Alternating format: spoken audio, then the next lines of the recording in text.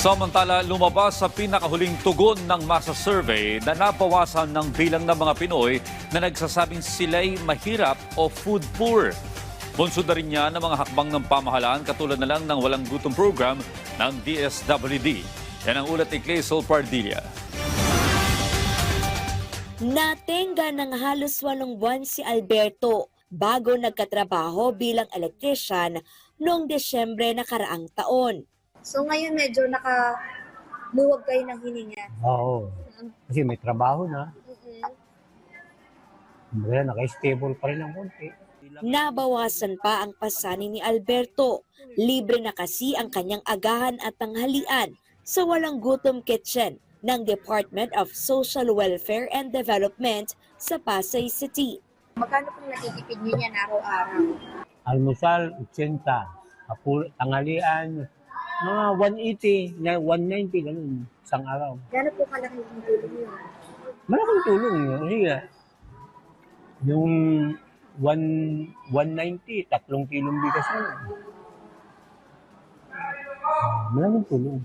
Ayon sa tugon ng masa survey, 54% noong September 2025. Bumaba sa 37% ang nagsabing mahirap sila noong ika-4 na quarter ng parehong taon. Umatras din ang bilang ng mga pamilyang nagsabing food poor.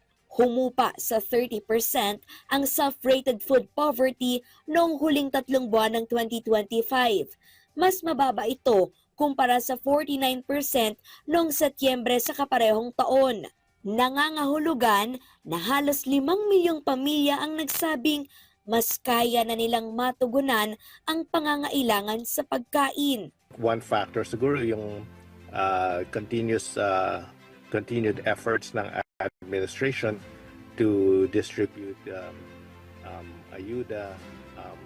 That's one factor, or assistance sa ating mga kababayan. The other factor, I believe, is that the inflation rate has stabilized.